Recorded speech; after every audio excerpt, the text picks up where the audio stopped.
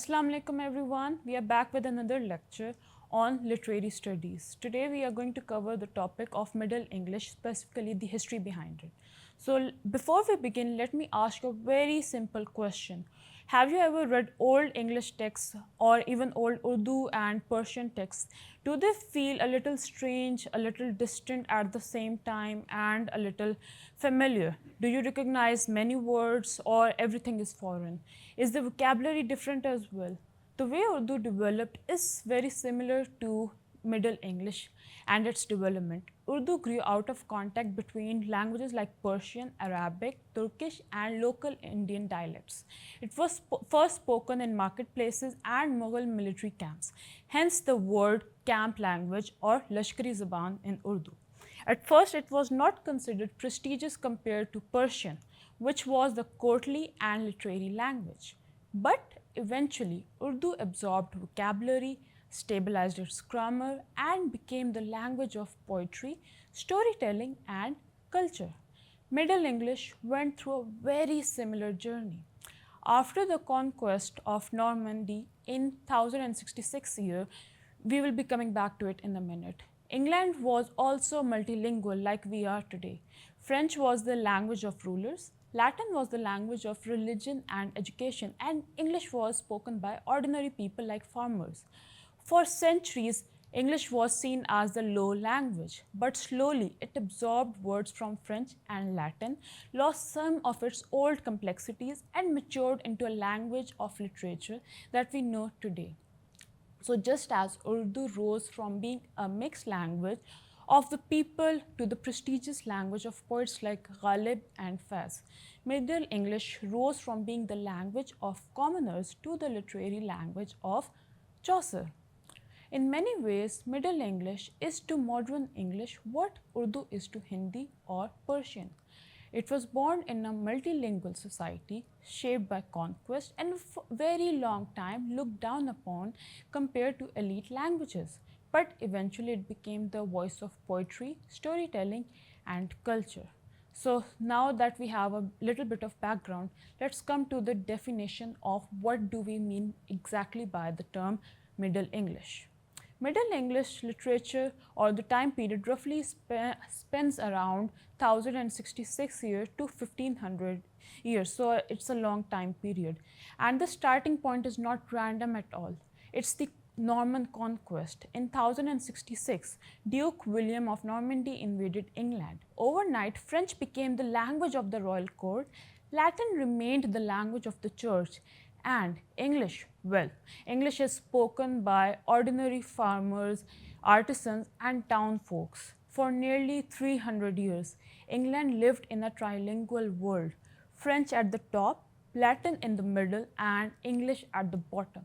But slowly, English began to climb up, reclaiming its place as the language of prestige and as the national language of the place. And it did not return unchanged. Think of English as a sponge. It absorbed French and Latin words in massive amounts. That's why today we have word pairs that mean the same thing, like freedom. It comes from Old English, while liberty comes from French. One word feels very familiar and earthy, plain and also native for many, while the other feels elevated and formal. It's because of their origins. So next is the linguistic shift that happened during the Middle English period. Beyond vocabulary, English language itself changed. Old English was highly inflected, meaning ending of words told you their grammatical rule. While in Middle English, some of these endings were shed.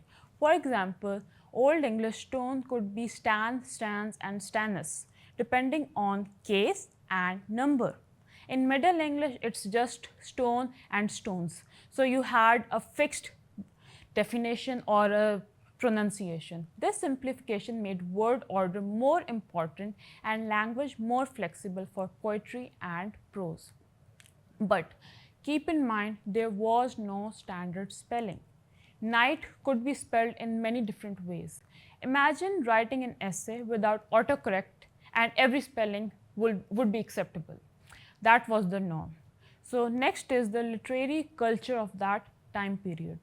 Literature was not mass produced at all. Since we did not have publishing press, so people did not know how to mass produce. Books were handwritten, meaning manuscripts were extremely rare and they were decorated with illustrations and expensive. They were a luxury for the elite.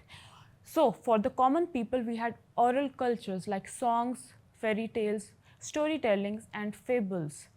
So, next is the genre of the Middle English literature. Keep in mind, oral traditions were much more common because the common people did not have access to books. So, they learned from oral storytelling.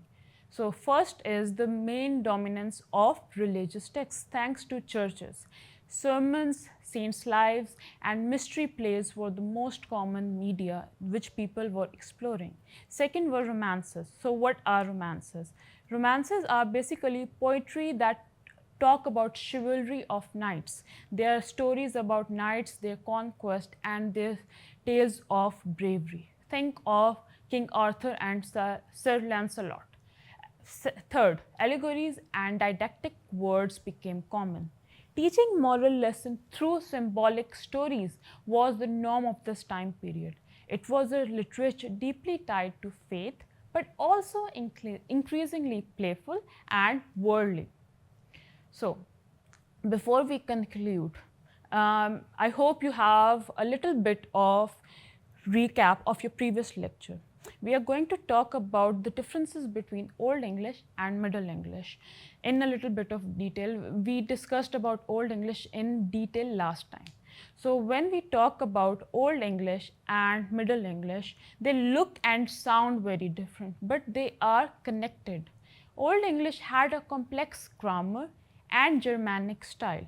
What is Germanic style? Germanic style originated from Anglo-Saxons and different Anglo tribes of that time period. It was about, the literature was about courage, faith, and religion. After the Norman conquest, English changed into Middle English. The grammar became simpler, and many French and Latin words entered the language. Writers like Chaucer used this new English to tell stories about everyday people, society, and love.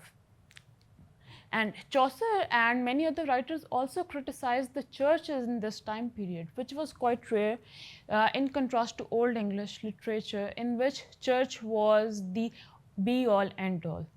And talking about similarities, both literatures share the themes of morality, faith, and human struggle, showing how English literature grew step by step. So let's conclude our lecture. Middle English was born from contact, just like Urdu. Both started as languages of ordinary people in multilingual societies, and both rose to become languages of high culture and literature. Urdu grew out of meetings of Persian, Arabic, Turkish, and local languages. Middle English emerged from the blending of Old English with French and Latin. Both remind us that languages change with history, but the human need to tell stories, share values, and search for meaning never disappears. We are also going to discuss about why storytelling is so important, and also the great writers of this time period in our next lecture when we cover Chaucer, Langland, Julian of Norwich, and also see how these writers have transformed English language that we know today, and it has become a literary medium. Winding up the lecture, I have a few questions from you guys.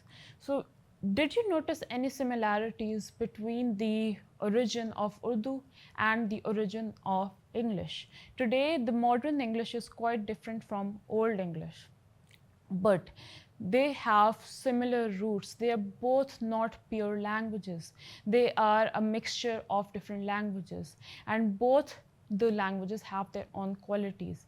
Urdu became the standard for subcontinent, and it became a literary language. In the same way, English became the standard for Europe and England as a whole, and it also became the language that specified an era that began the start of literature modern literature, and many themes that we know today.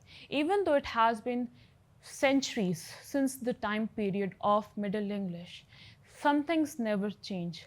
For example, humans' love for storytelling and also for being connected with each other. Storytelling is extremely important because it allowed people to relate to each other, to sit together and meet each other. We are talking about a time period when we did not have mobile phones or technology, so people did not even have the opportunity to have entertainment. Many people had this entertainment solely in the form of storytelling, and many of these stories have been preserved.